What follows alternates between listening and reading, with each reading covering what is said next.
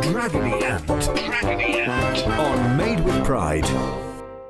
Hello, my lovelies. Prisoner 6969. All the boys in a line here. Guest of Her Majesty's pleasure this week. Yes, as you can see, I've been caught by the fuzz, and I can tell you it's smarted. Oh, I'm now apparently facing a hearing for soliciting, which is silly, as I told the duty desk sergeant at the time that I don't know anything about the law.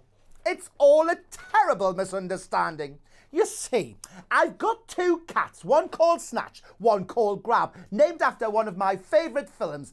And this morning, Grab came home, but my other cat didn't. Well, I was heartbroken, you see, so I made some posters and decided to head out at night round the back lanes to stick them on the lamppost to see if anyone could help.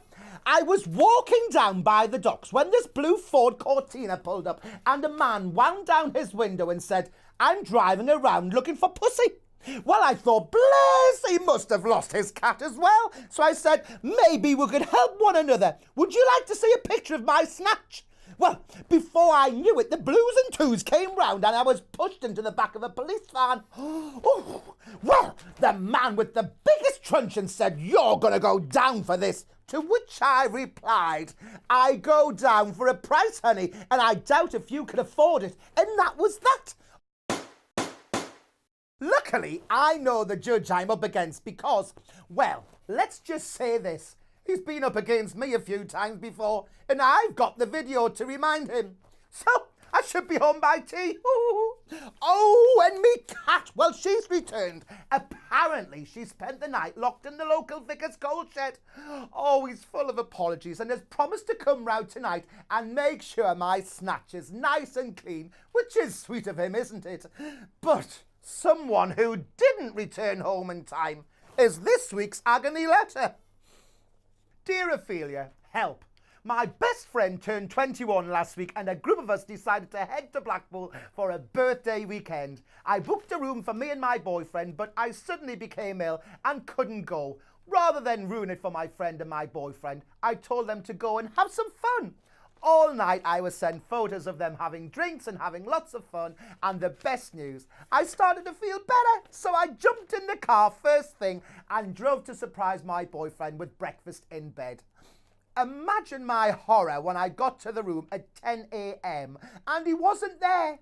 In fact, the bed hadn't been slept in. I tried texting and calling, but his phone went to answer machine. Eventually, at 11:30 a.m, he staggered in, looking sheepish and smelling of another person's aftershave. He said he had gone back to a party and fell asleep. My best friend can't remember or won't tell me what's happened. I'm full of doubt. What should I do? Michael. Oh, honey, you have two simple choices. You either believe him and forget about it, or you don't and let it eat you up and ruin your relationship. I'm afraid the advice for this one has to come from you. Simply ask yourself, have you reasons to doubt him? If the answer is yes, then you need to ask yourself, can I deal with it? Some couples do allow a one-strike rule. Others don't.